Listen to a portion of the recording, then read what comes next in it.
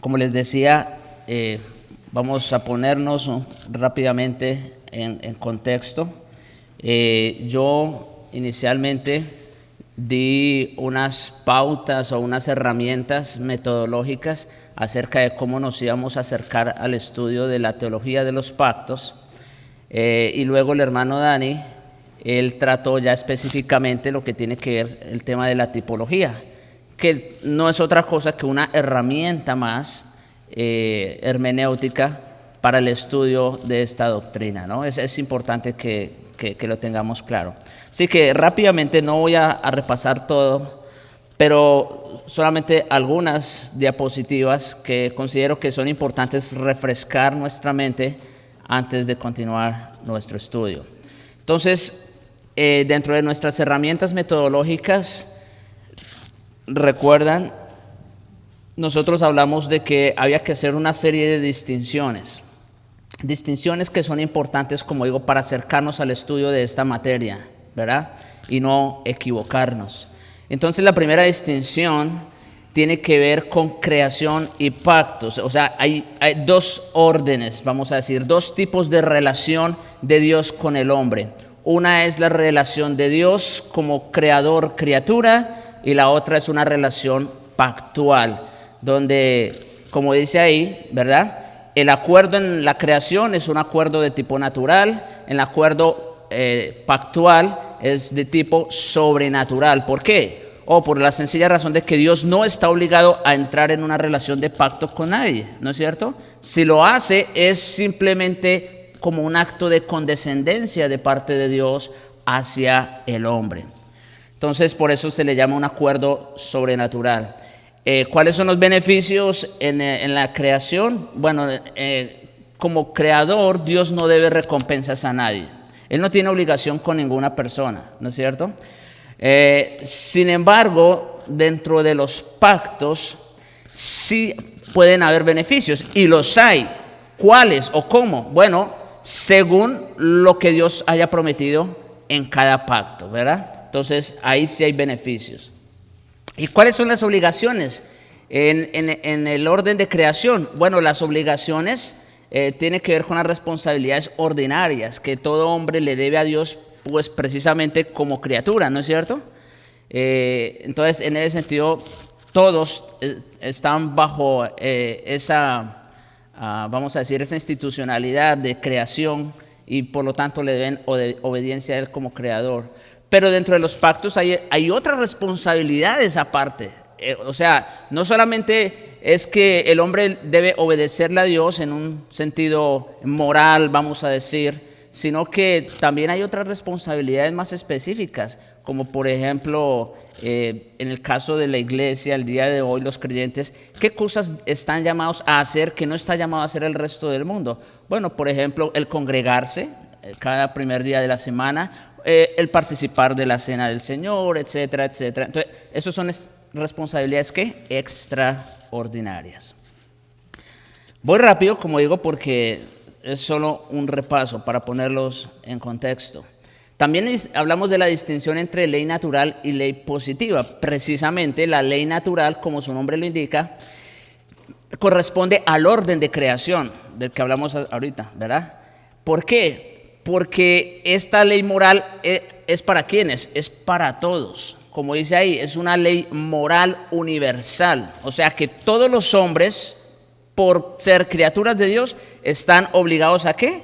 A guardar esa ley.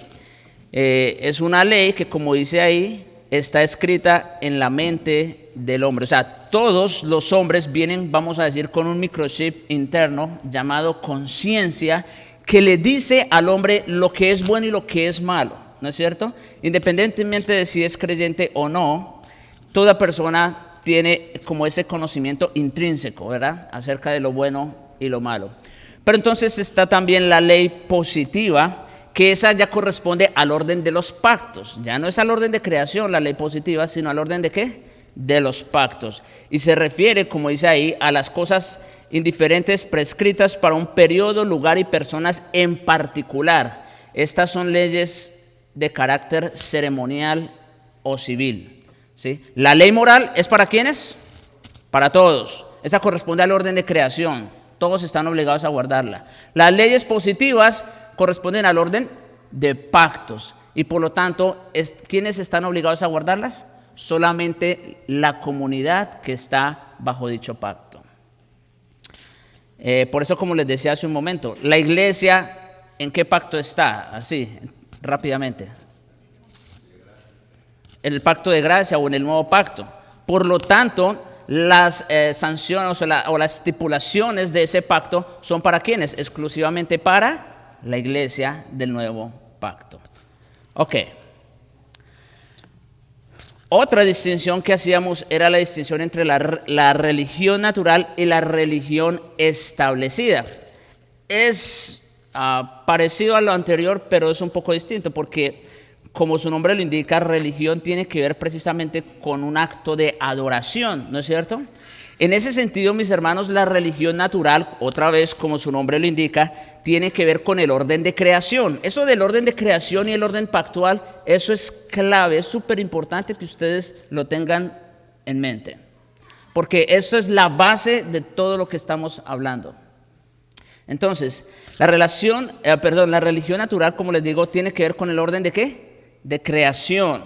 O sea, todos los hombres en todo el mundo y en todas las épocas están llamados a adorar a Dios, a acercarse a Dios. Ahora, que sepan cómo deben hacerlo, eso es otra cosa. Y entonces ahí es donde entra la religión establecida. Esa religión establecida que se le ha dado específicamente a ¿quiénes? A aquellas personas con quienes Dios ha entrado en pacto. A ellos se les ha dicho cómo es la forma que deben acercarse a Dios y adorar. ¿Se dan cuenta? Todos los hombres están llamados a adorar a Dios. Ahora, no todos los hombres saben cómo acercarse a Dios. Y otra distinción que hacíamos muy importante es la distinción de ley y evangelio. Cuando hablamos de esta distinción, tenemos que hacer dos tipos de distinción, valga la redundancia. Hay una distinción sustancial, primeramente, entre ley y evangelio, y hay una distinción histórica. ¿A qué nos referimos con sustancial? Tiene que ver con la doctrina, ¿verdad? O como un sistema de salvación. Entonces, en ese sentido, doctrinalmente o sustancialmente hablando, la ley enseña o propone una justicia ¿de qué? De obras. Haz esto y vivirás. Eso es lo que enseña la ley, ¿no es cierto? Eso es lo que enseña la ley. Pero a diferencia de la ley, ¿qué enseña y qué propone el evangelio? Una justicia ¿de qué? De fe, ¿no es cierto? Pero ahora, aparte de la ley, como dice Pablo en Romanos 3, 21, aparte de la ley se ha manifestado la justicia de Dios. Sí, porque la ley decía, haz esto y vivirás, pero ahora se ha manifestado la justicia de Dios testificada por la ley y los profetas. ¿Cuál? La justicia de Dios por medio de la fe en Jesucristo para todo aquel que cree. Entonces, son sistemas de salvación completamente distintos. La ley dice, haz esto y vivirás. El evangelio dice, vive y haz esto. ¿Se dan cuenta que es diferente? Muy bien. Históricamente también hay una distinción que debemos hacer. Y es que, pues sí, ciertamente, todo lo que es el Antiguo Testamento se le conoce como el tiempo ¿de qué? De la ley. ¿Por qué? Pues porque era bajo ese régimen que vivía, ¿no es cierto? Específicamente la nación de Israel, bajo el régimen de la ley. Pero viene Jesucristo y entonces ahora viene el tiempo ¿de qué? De la gracia. Sí, ya el régimen de la ley se acaba con la llegada de aquel quien le dio cumplimiento a la ley y a los profetas. Ahí se acaba el régimen de la ley y empieza un nuevo régimen. ¿Cuál? El de la gracia. Como dice también Juan, la ley por medio de Moisés fue dada, pero la gracia y la verdad vinieron por medio de Jesucristo. Y solamente traigo esto para hacer una aclaración, no voy a entrar en detalles, eso ya lo explicamos también.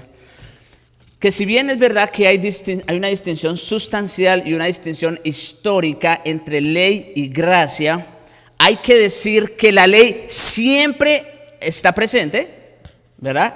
Aún en el tiempo de la gracia, como vemos ahí la línea roja que representa la ley siempre ha estado presente, aún en el tiempo de la gracia o en el Nuevo Testamento, ¿verdad? Y específicamente, ¿qué aspecto de la ley? El aspecto moral. El aspecto moral de la ley sigue. Ahora, déjenme decirles, también hay un aspecto ceremonial de la ley que sigue. No lo que hacía Israel bajo el antiguo pacto, pero otra vez, el hecho de congregarnos, el hecho de bautizarnos, el hecho de participar de la cena del Señor, esos son leyes de qué tipo o de qué carácter? Ceremonial. Eso no es moral, eso es ¿qué? Ceremonial. Eso es exclusivo para la iglesia, para nadie más. Por eso nadie más puede bautizarse, nadie más puede participar de la cena, etcétera, etcétera. Eso es ceremonial. Entonces, en ese sentido que vemos que la ley, en cierta manera o en cierto aspecto, sigue vigente. Y el evangelio también, que es la línea azul. El evangelio siempre ha estado presente, aunque el tiempo de la gracia, como se dijo, empieza después de Jesucristo. Sin embargo, el evangelio siempre estuvo presente en el Antiguo Testamento. ¿Cómo?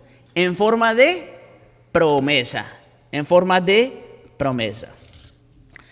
Y esto, rápidamente, nos lleva a hablar de la relación entre promesa y pactos. Promesa y pactos. Sí, mis hermanos, como le decíamos, esto aquí nosotros podemos hacer una clara distinción entre lo que es la teología dispensacional y la teología pactual. Como ya se ha dicho otras veces, la teología dispensacional básicamente lo que enseña es que Dios ha tratado diferentes veces, de diferentes formas, entrar en relación con el hombre. Y en vista, vamos a decir, yo sé que no lo enseñan así, ¿verdad? Pero es lo que es. En vista del fracaso de Dios, póngale que no sea por la culpa de Dios, pero por la culpa del hombre, en vista de ese fracaso en ese trato de Dios con el hombre, entonces Dios ha tenido que implementar otra dispensación, otra forma de trato o de relación con el hombre. Y eso es lo que ha enseñado, o lo que enseña el dispensacionalismo básicamente, ¿verdad? Ahora, a diferencia de ello, la teología pactual enseña que no, que Dios siempre ha tenido un solo plan en mente. Dios no ha tenido plan A, B o C, no, siempre ha tenido un solo plan y es el plan eterno de redención. Y por eso, hermanos, aparece ahí, en esa línea roja, la promesa de redención, que es una. La promesa es la misma. Desde Génesis 3:15, cuando se anunció, bueno, ni siquiera fue un anuncio como tal. Si ustedes ven el texto, allá ustedes van a notar que lo que hay allí son unas palabras de juicio, ¿no es cierto? Una proclamación de emancipación. Entonces, son palabras dichas, de hecho, ¿a quién? Ni siquiera fueron dichas al hombre, fueron dichas a Satanás. Sin embargo, en esa sentencia de juicio, implícitamente, ¿qué vemos? Una promesa de gracia. Una promesa de gracia. Ahora bien, si bien es una sola promesa, esa promesa se ha venido revelando progresivamente en forma de pactos. En forma de pactos. Por eso tenemos ahí, y no es tan exhaustiva esa lista que tengo ahí, pero encontramos por lo menos los más sobresalientes, ¿no? Pacto noémico, abrahámico, mosaico, davídico y el nuevo pacto. Bien, hermanos, eso fueron herramientas metodológicas que nosotros es clave que las tengamos claras. Vi algunos que estaban tomando foto muy bien, porque luego, si quieren, pueden repasarlo junto con el audio, ¿verdad? La clase, esta clase, o si pueden ir también al canal de la iglesia, ahí están las enseñanzas que ya hemos dado sobre este tema.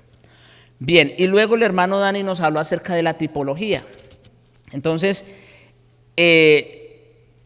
Como digo, no voy a entrar en muchos detalles, pero básicamente, como veíamos, la tipología es el estudio de la correspondencia analógica entre las verdades reveladas acerca de personas, acontecimientos, instituciones y otras cosas dentro del marco histórico de la revelación especial de Dios, que desde una perspectiva en retrospectiva, o sea, hacia el pasado, son de una naturaleza profética y escalonados en su significado. O sea, tipología es eso, es el estudio de todas aquellas cosas que en el pasado ocurrieron en forma de ¿qué? De tipo, aunque para ellos fueron realidades, ¿no es cierto? Por ejemplo, que Israel estuvo en el desierto y que bebió agua de una roca, eso fue literal, eso no fue de la imaginación, ¿no es cierto? Pero ahora en el Nuevo Testamento nosotros tenemos claro de qué se trataba eso, ¿no es verdad? Pablo nos lo dice. ¿Y la roca era quién? Bueno, allá no tenemos discusión. Allá tenemos el tipo, aquí tenemos ¿qué? El antitipo. Entonces, básicamente, eso es lo que, como digo, estoy resumiendo bastante.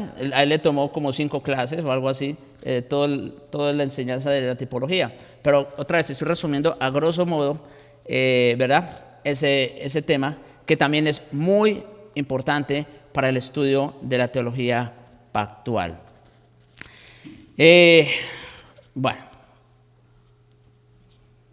Vamos a dejarlo hasta ahí, hermanos. Ahora, aquí sí quiero haber participación.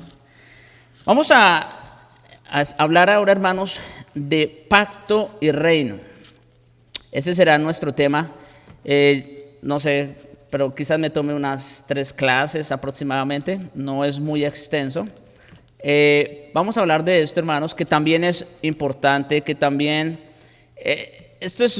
aquí ya vamos a entrar un poquito más en materia, porque como vemos ahí, hay 2 preguntas importantes que tenemos que responder en este estudio.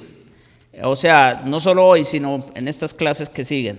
Y es, ¿qué es un pacto? Primero. Y segundo, ¿cuál es la función de un pacto? Esas son las preguntas que vamos a responder en estos estudios. Así que, a manera de introducción, hermanos, y como estamos en un tiempo de escuela dominical, o sea, la escuela dominical no es una predicación donde la persona se para simplemente a exponer el texto, ¿verdad?, hasta terminar, sino que la escuela dominical es más bien interactiva, es donde la iglesia puede participar con preguntas o aportaciones. Así que, quiero empezar, hermanos, abriendo el micrófono para escuchar de ustedes respuestas a estas preguntas. ¿Qué entienden ustedes por un pacto?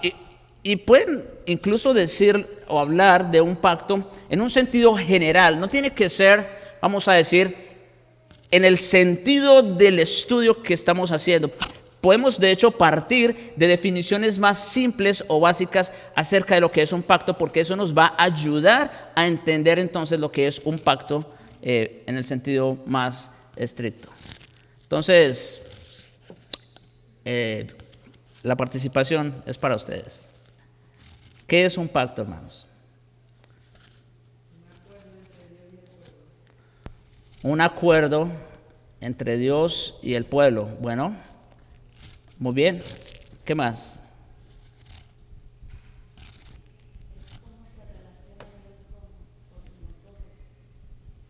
¿Cómo se relaciona Dios con nosotros? Ok. Un contrato. Esa palabra es importante. Muy bien. Ahorita vamos a ver por qué. La manera que Dios ha tratado en todos los tiempos, la relación con el pueblo. Ok. Muy bien. Ok. Hay unos que la definen como una promesa con una sanción divina. Sí, hermano, estás muy, bueno, ya estás ahí mismo, ya estás donde tienes que estar. Una promesa con una sanción divina. Muy bien, eso es. ¿Algo más?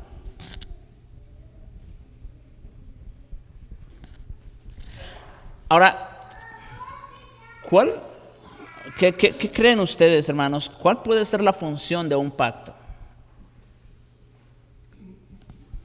¿Cuál es el propósito? Como, en palabras de lo que ustedes han dicho, ¿cuál es el propósito de Dios entrar en relación con el hombre? ¿De Dios hacer un contrato o un acuerdo? ¿Verdad? ¿O de prometer algo bajo sanción? ¿Cuál es el propósito de ello? ¿Qué creen? Que haya una relación entre las dos partes.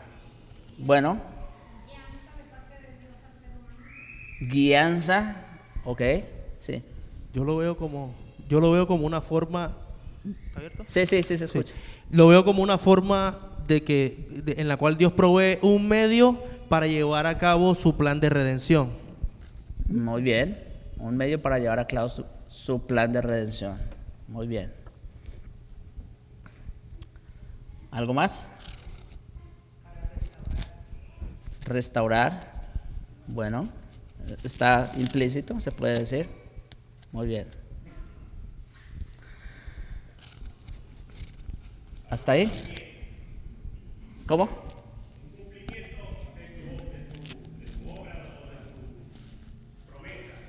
Cumplimiento de su promesa. Muy bien. Ok. Bien, hermanos. Lo que ustedes han dicho es verdad y es totalmente válido, definitivamente. Y de hecho, es lo que vamos a tratar de hacer ahora. Vamos a tratar de alguna manera unir, ¿verdad?, las definiciones que ustedes han dado. Pero ciertamente, y como digo, empezando desde lo más sencillo, desde lo más básico, un pacto inicialmente es un acuerdo entre dos partes, ¿no es cierto? O sea, esa sería la definición más simple. Es un acuerdo entre dos partes. Pero no solamente eso. Como dijo el hermano también, un contrato, bueno, la palabra contrato le da un poco más seriedad al asunto, ¿no es cierto? Porque ustedes pueden llegar a algún acuerdo, ¿verdad? Decir con el jefe, bueno, entonces mañana nos vemos a las 8. Para eso no tienen que firmar un contrato ni nada de eso, simplemente quedar en una hora y ya, ¿cierto? Punto. O sea, no, pero es un acuerdo. Pero sí, claro, la palabra contrato le da más formalidad. No es simplemente un acuerdo, es mucho más que eso. Tiene que haber un aspecto formal dentro de ese acuerdo. Por eso la palabra contrato creo que es muy, muy válida aquí también. Como cuando se casan dos personas, bueno, un hombre y una mujer, vienen, bueno, ante la congregación, van ante el juez también. ¿Por qué? Porque ahí no es solamente un acuerdo de palabra. Bueno, lamentablemente hoy día eso es más común de lo que quisiéramos, ¿verdad? Pero cuando es un matrimonio, en realidad, es mucho más que un acuerdo de palabra. Hay un contrato que se firma, se puede decir, entre las dos partes. Y en el caso de la ceremonia religiosa, la seriedad está precisamente en que el acuerdo al cual están llegando es un acuerdo solemne, primero con Dios, oigan, no solo delante de Dios, sino es un acuerdo principalmente ¿con quién? Con Dios. Los que han estado aquí presentes ya en algunos matrimonios, algunas bodas, se habrán dado cuenta que los novios le hablan primero ¿a quién? A Dios. No a la pareja, no, a Dios. Porque su compromiso es primeramente ¿con quién? Con Dios. Eso ya le da un aspecto formal, ¿no es cierto? Al pacto que van a contraer. Después sí le hablan al cónyuge, ¿verdad?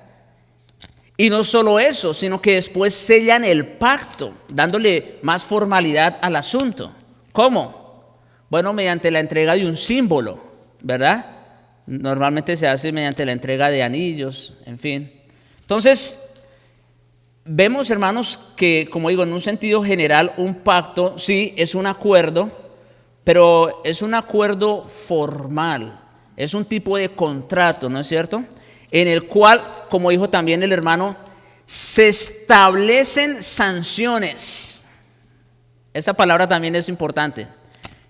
Se establecen sanciones para darle cumplimiento a ese contrato. Sí.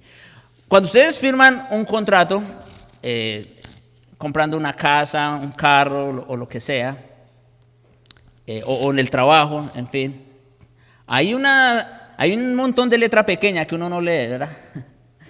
Bueno, esas son las estipulaciones, esas son las sanciones del contrato. Que si alguna de las dos partes incumple, entonces hay una pena, ¿no? Hay un castigo, se puede decir, hay algo que soporta el peso de ese contrato, o que hace que se cumpla el contrato, como digo. Entonces, eso en términos generales. Ahora, vamos a entrar un poco más desde una perspectiva bíblica. Y noten, vamos a ir de menor a mayor, vamos a ir profundizando. Si se dan cuenta, es toda una definición, pero la tengo clasificada por viñetas, por puntos, para ir desglosando poco a poco la definición. Entonces, ¿qué es un pacto? Bueno, en primer lugar, un pacto es un compromiso asegurado. ¿Sí? No solo es un compromiso, no es solo, te prometo que voy a hacer, no. Como dicen, de labios para afuera todo el mundo promete. No, es un compromiso ¿qué? Asegurado. Dos partes se comprometen entre sí. ¿Ve? Sus compromisos a menudo se resumen en declaraciones como yo me comprometo a o usted se compromete a. Pactos diferentes, por supuesto, tienen diferentes tipos de compromisos. Y los variados tipos de compromisos en estos pactos traen como resultado diferentes tipos de pactos, ¿no es cierto?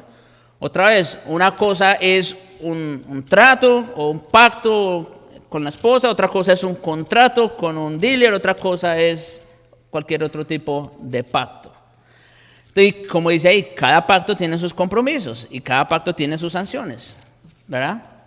Ahora, en segundo lugar, deben establecerse sanciones o amenazas para garantizar el cumplimiento de los compromisos de las partes. Un pacto sin sanciones no es un pacto. No es un pacto porque no hay nada que garantice que se va a llevar a cabo, ¿no es cierto? Entonces, en ese sentido, añade un grado de legalidad y formalidad a un simple compromiso, ¿verdad?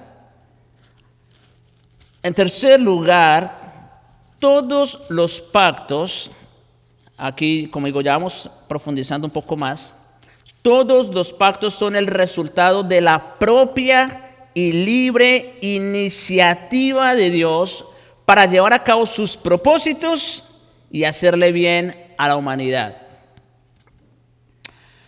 Cuando hablamos de pactos con Dios, bueno, los pactos de hombres son bilaterales. ¿Qué quiero decir con eso? Que la verdad suelen ser de tú a tú, ¿no? De personas iguales. Bueno, hay pactos que no son tan bilaterales porque hay pactos donde una persona en cierta manera está arriba de la otra, ¿no? Ya sea por la posición, por diferentes razones. Pero suelen ser bilaterales en cierta manera. Sin embargo, vemos aquí que los pactos, bíblicamente hablando, son el resultado de la propia y libre iniciativa de Dios. ¿Quién es el que inicia el trato? Dios, no el hombre. Cuando Dios hizo a Adán y a Eva, ¿quién fue el que estableció la sanción? No fue el hombre. Bueno, el hombre no tenía condición, ¿no es cierto? No estaba en ninguna condición para tratar con Dios, se puede decir. Como se dijo hace un momento. Ellos simplemente le debían obediencia a Dios como su creador y punto. Pero que Dios de alguna manera quiso entrar o profundizar en esa relación, en un acto de condescendencia y etcétera, etcétera. Eso ya fue vamos a decir, un asunto de la libre iniciativa de Dios. Puesto que Dios es una de las partes contrayentes en los pactos que estamos considerando, y que los pactos no son una característica natural de la relación entre el Creador y la criatura, como ya se ha dicho, todos los pactos son el resultado de la propia y libre iniciativa de Dios para llevar a cabo sus propósitos y hacerle el bien. Oigan esto. Cuando Dios entra en una relación de pacto, ¿cuál es el propósito? Como la pregunta que les hice un momento. Hace un momento les hice una pregunta. Pues llevar a cabo sus planes, ¿no? Sus propósitos, por un lado. Pero específicamente, oigan lo que dice, hacerle bien a la humanidad. Hacerle bien al hombre. Cuando Dios entró en relación de pacto con Adán, escuchen esto, honestamente, ¿cuál era la intención de Dios? O sea, aunque Dios ya sabía que el hombre iba a caer, pero Dios, vamos a decir, no lo hizo para ponerle una trampa. Acuérdense que Dios no tienta a nadie ni puede ser tentado por el mal, ¿verdad? La manera de Dios actuar no es como la de Satanás. Satanás sí nos pone trampas, ¿no es cierto? Y lamentablemente muchas veces caemos. Bueno, Dios no es así. No, Dios realmente tiene la intención de hacer el bien. ¿Ve? El diluvio, algo tan desastroso como el diluvio. Eso fue algo muy bueno, pastor, pero si murió todo el mundo, excepto un hombre. Por supuesto, yo sé. La pregunta es, ¿y quiénes murieron? ¿Y por qué murieron? ¿Ve? ¿Y cuál fue la intención de Dios al traer el diluvio y todo lo que pasó? Salvar a la humanidad, precisamente. Porque ¿saben qué hubiera pasado si no hubiera venido el diluvio? Bueno, otra sería la historia. Entonces, vemos que siempre hay una intención ¿de qué? De hacer el bien. En cuarto lugar, los pactos no son opciones como lo tomas o lo dejas. O sea, cuando Dios decide entrar en una relación de pacto, el hombre no está en decir, esta vez paso, esta vez no. No hay tal cosa. Dios impone sus pactos al hombre y determina los compromisos. Punto. ¿Por qué? Porque los pactos de Dios hacia el hombre, a diferencia de los hombres, de los pactos entre hombres, son en cierta manera de carácter unilateral, o sea, unidireccional. Es de Dios hacia el hombre. Ahí nosotros no le prometemos nada a Dios. Bueno, sí asumimos algunas responsabilidades, eso sí, pero no depende de lo que nosotros digamos. En otras palabras, cuando Dios decide entrar en una relación de pacto con el hombre, Dios no le pregunta al hombre, a ver, ¿y cuáles son tus condiciones? No hay tal cosa como eso. No. Dios es quien pone las condiciones y el hombre está obligado a guardar las condiciones del pacto. Punto. Sin embargo, en este lenguaje de no negociabilidad e imposición, este lenguaje no debería imposibilitarnos de ver los pactos como una condescendencia llena de gracia y amable. Escuchen esto. Cada pacto, ese es el número 5, o el último punto, pues. Cada pacto provee bendiciones y beneficios para el hombre que de otro modo no estarían disponibles por naturaleza. ¿Sí? Por naturaleza, Dios no estaba obligado a salvar al hombre. El hombre entró en pecado. ¿Qué es lo que merecía por naturaleza? ¿Qué dice Romanos 6:23? La paga del pecado, punto, se acabó. Y Dios se hubiera podido dejar así y seguiría siendo perfectamente santo, perfectamente justo, y mandándonos a todos al infierno. Pero, por eso estamos diciendo, el hecho de que los pactos sean una imposición de parte de Dios, que sean no negociables, Cada pacto, esto no debe imposibilitarnos de ver los pactos como una condescendencia llena de gracia de parte de Dios.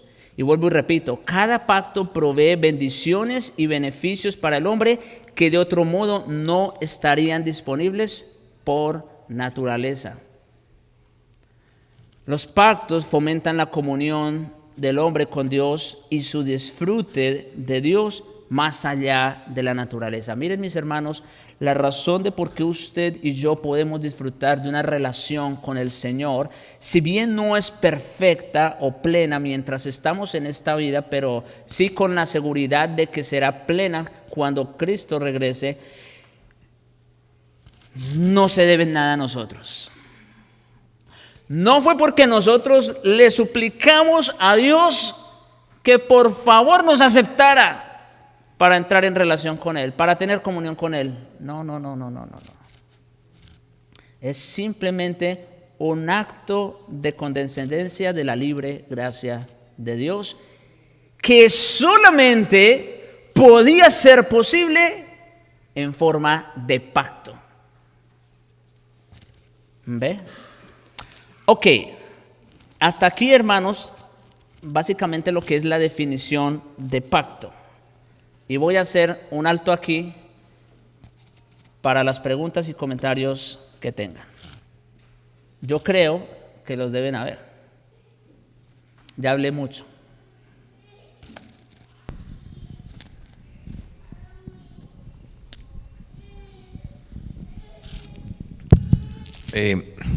Vi por ahí que, no sé si leíste, te hicieron una pregunta en el internet.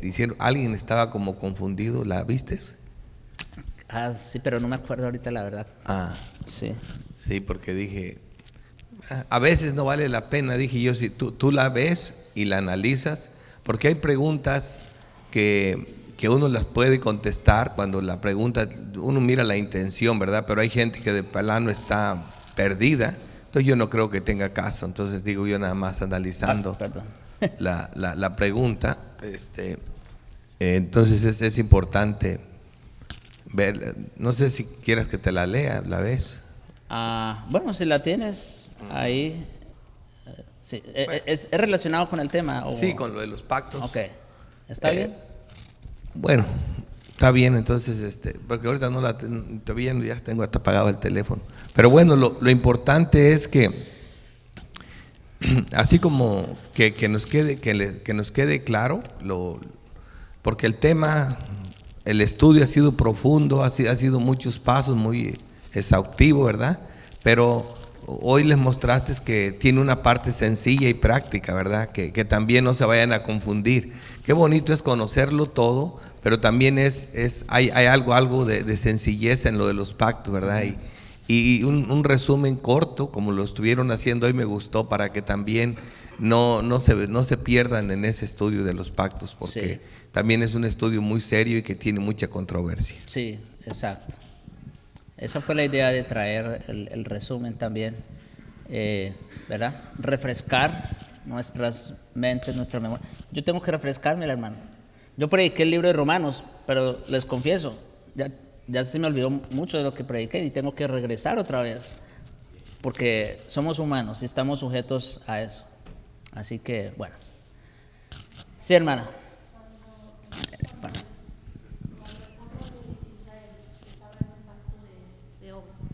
Sí. Cuando ellos hacían un compromiso con Dios, como en un pacto, y cuando ellos decían que se comprometían, y cuando quebraban el pacto eran sancionados. Sí, es correcto. Específicamente, bueno, no sé si ya terminó. Sí, y entonces ahora cuando vemos el pacto de redención, ahí vemos que la sanción la llevó nuestro Señor Jesucristo, pero esa sanción la llevó por nosotros. Amén, amén. ¿Ven lo bonito de participar, hermanos? ¿Qué manera de resumir lo que hemos dicho hasta ahora? ¿Qué manera? Exactamente lo que dijo la hermana. Sí. En el antiguo pacto, ¿quiénes estaban obligados a guardar las sanciones del pacto? nosotros. Dice, ahora pues, si diereis oído mi voz y guardareis mi pacto, ¿verdad? O sea, para que Dios pudiera tener un buen trato con Israel, dependía de qué, de cómo Israel se comportaba, vamos a decir, ¿no? De si guardaba la ley y de todo lo demás. En el nuevo pacto también hay sanciones.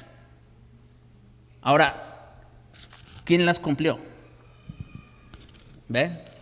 Esa es la manera de entenderlo. Muy bien, hermana. Sí, gracias por la participación. Gracias al Señor que siempre vemos muy bien iluminada a la hermana con sus preguntas y respuestas. Bueno, dice, aquí lo preguntaron esto, dice que un hermano dice que con Adán y con el pueblo de Israel fue un pacto de obras, pero entiende que con Adán fue un pacto. Ay, yo no sé por qué no lo pongo así mejor. Se me acaba. Mejor así. Sí, porque no alcanzo a leerlo todo.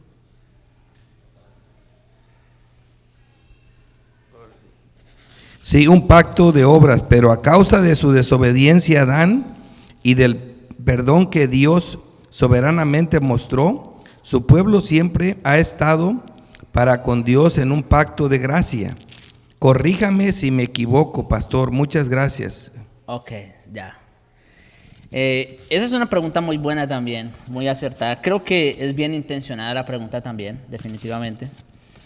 Entonces, bueno, yo por la pregunta entiendo que al estudio de los pactos que él se ha sometido es al estudio de los pactos desde la perspectiva presbiteriana, en el sentido de que nuestros hermanos presbiterianos, ellos enseñan que el pacto de gracia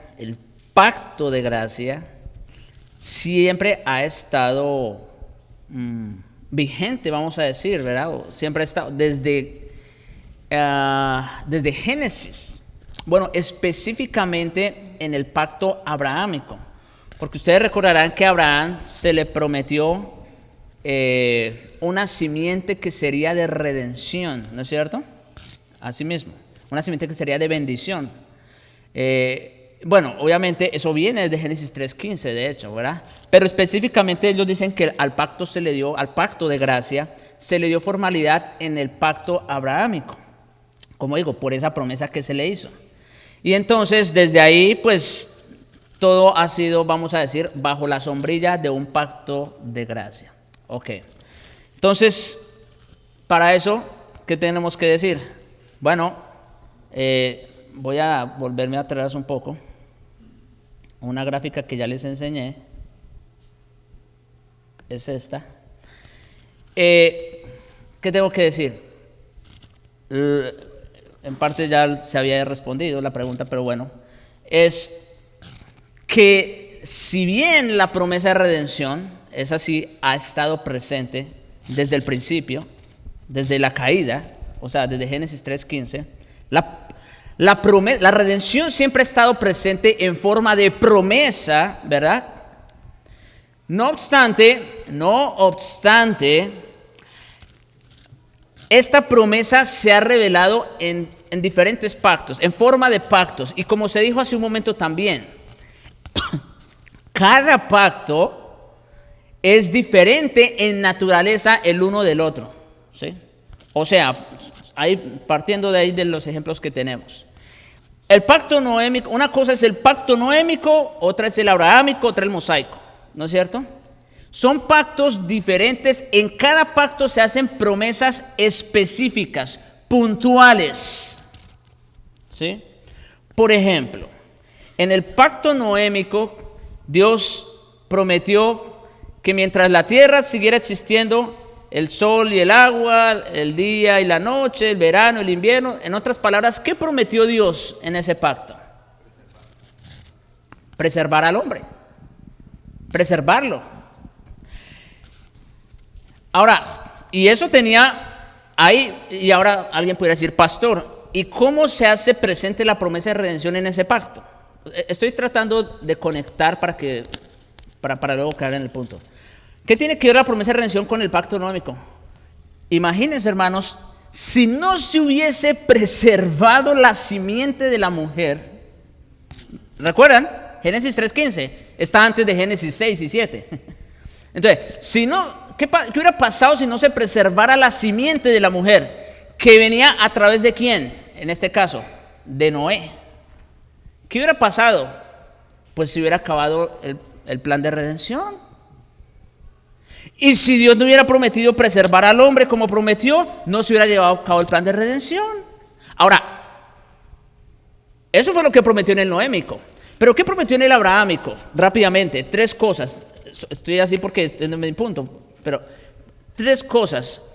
Prometió una descendencia, prometió una tierra y prometió una simiente de bendición. 3 cosas, rápidamente. La simiente que venía a través de Noé, ¿con quién siguió en este caso? Pues con Abraham. Ahí vemos la preservación que se prometió allá en Noé. Pero resulta que el pacto con Abraham ya no promete preservación. Ahora promete otras cosas, ¿no es cierto? Que también van en línea con la promesa de redención. ¿Se dan cuenta? Entonces, en otras palabras, en un pacto Dios promete preservar al hombre para llevar a cabo su promesa de redención. En otro pacto Dios es más específico y le dice, de tu simiente vendrá la redención, en otras palabras. O sea, son promesas diferentes. No podemos tomar los pactos y decir que todos los pactos son parte de un pacto de redención, porque en ese caso entonces no habría diferencia entre un pacto y otro, ¿no es cierto? Todos los pactos serían lo mismo. No, hermanos. Hay una promesa de redención, eso lo tenemos claro, ¿verdad? Pero cada pacto es independiente el uno del otro. Y como dijo, o volviendo a la pregunta de la persona, es verdad, el pacto adámico, el pacto mosaico, en cierta manera son paralelos en el sentido de que fueron pactos de obras. ¿En qué sentido? En el sentido de que el cumplimiento de la promesa dependía de ¿qué? De la obediencia del hombre, ¿no es cierto? Adán le dijo, el día que comas de ese árbol ciertamente, en otras palabras, ¿en hombros de quién quedó el cumplimiento de la promesa? De Adán. Volviendo a retomar lo de Éxodo 19, si dieres oído mi voz y guardaré mi pacto, ¿en hombros de quién quedó el cumplimiento de esa bendición? Del pueblo de Israel. Entonces, en ese sentido, fueron pactos de obras. Y rápidamente, y ya con esto para concluir, ¿cuál fue la intención? Por cierto, creo que esta es una pregunta que alguien también pudiera decir. Pastor, ¿y cuál fue la intención que Dios tuvo con esos pactos de obras? O sea, si Dios sabía que ningún hombre es capaz de guardar el pacto, ¿por qué Dios lo hizo? Precisamente para demostrarnos a nosotros, no para demostrarle a Él ya lo sabe, pero para demostrarnos a nosotros mismos que por las obras de la ley, ¿quién podrá ser justificado? Ninguno. Por eso hizo los pactos de obras, para demostrarnos a nosotros, a fin de que toda boca se cierre y todo el mundo quede bajo el juicio de Dios, como dice también Pablo en Romanos. Es por eso que Él hizo pactos de obras. De hecho, más adelante en nuestro estudio, digo más adelante, quizás la otra clase o 1 o 2 clases más, vamos a hablar o hacer la distinción entre esos pactos de obras y los pactos de promesa, porque son diferentes tipos de pactos, pero eso lo vamos a ver después. Sí, hermano. Pastor, una nota pequeña. Cuando estabas mencionando el tema de condescendencia y estábamos hablando acá, algo que me ayudó mucho a entender ese concepto hay una gran diferencia, o una diferencia abismal entre Dios y la criatura, ¿sí? Correcto. Y la criatura, por sus cualidades intrínsecas, no puede acercarse a Dios. Entonces es importante esa definición o esa palabra condescendencia, porque es Dios mismo quien decide bajar o acercarse a la criatura para entrar en un pacto con ella, porque nosotros como seres humanos no podemos hacer eso. Entonces me pareció interesante hacer esa y nota. está muy bien, hermano. Como se ha dicho otras veces, sobre todo cuando nosotros afirmamos la santidad de Dios, ¿sí? La santidad de Dios, no en el aspecto moral, que también está implícito, pero sobre todo en el aspecto más pleno de la santidad de Dios. ¿Qué creemos? ¿Qué afirmamos cuando decimos que Dios es santo? ¿Alguien recuerda? Eso ya lo vimos aquí. ¿Ah? Que Dios es completamente otro. Que Dios está muy, pero que muy por encima de todo lo demás. ¿Verdad? Dios es creador, ¿y qué es lo demás? Criaturas. Entonces, como decía el hermano Jesús, la diferencia o la distancia entre Dios y el hombre es ¿qué? Abismal. Entonces, otra vez, no podría haber una relación entre Dios y el hombre a no ser que fuera mediante un acto de condescendencia de parte de Dios. Él tuvo de alguna manera, usando términos humanos, Él tuvo que descender a nuestra condición, ¿verdad? Para poder entrar en relación con nosotros. Y ciertamente lo hizo literalmente en la persona de Jesucristo. Antes de que ores tantito, el hermano que estuvo haciendo la pregunta es un hermano de Zaragoza, España, que mandó eso. Okay. Pero yo creo que tú le explicaste bien la parte de los pactos, la teología y todo, pero realmente el texto donde nos basamos principalmente es como nosotros vemos que, a diferencia de los presbiterianos, nosotros creemos enfáticamente de que el Nuevo Testamento interpreta el Antiguo Testamento, ¿verdad? Y que principalmente las doctrinas de los apóstoles son el filtro doctrinal de todas las Escrituras.